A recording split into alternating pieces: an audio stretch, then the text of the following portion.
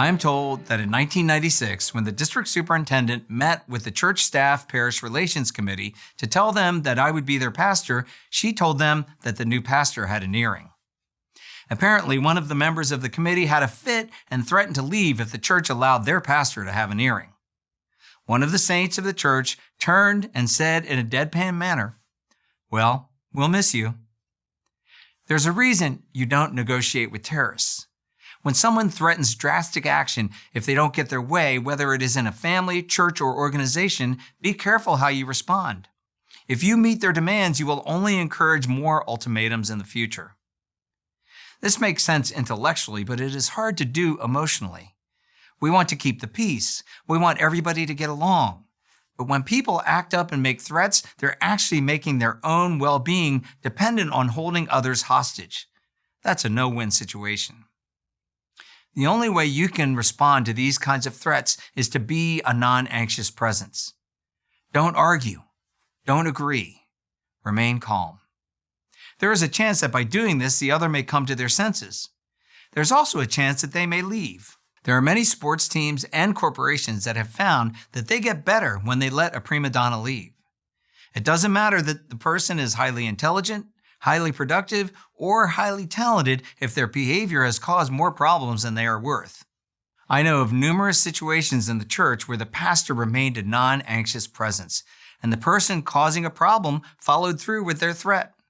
Whether it was resigning from a position or leaving the church altogether, that person leaving suddenly enabled healthy leaders to feel free to stand up and take charge. It's addition by subtraction.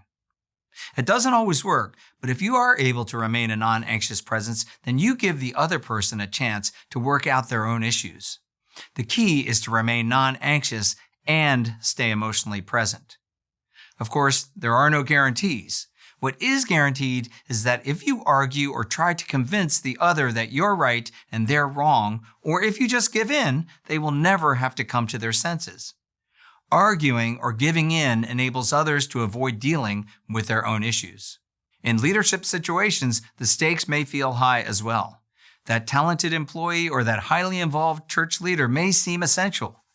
But ask yourself, how much energy do they suck out of the system because of their inability to deal with their own issues in a healthy way? How much time does it take you or others to keep them pacified?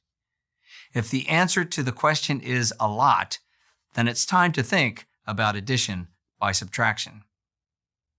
The beauty of that saint's response in the staff parish meeting is that it is the epitome of a non-anxious presence.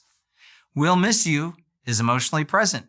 It says we care about you, but it also says it's your choice to leave. If you do, we'll miss you, but it's your problem, not ours. We can't change the behavior of others. Giving in to threats only encourages similar behavior in the future. You can change your own behavior. You can stop giving in. You can stay connected in a non-anxious way. You can calmly and politely give back to others the responsibility for their own anxiety. Either they'll get it together or they'll leave. Either way, it's addition by subtraction.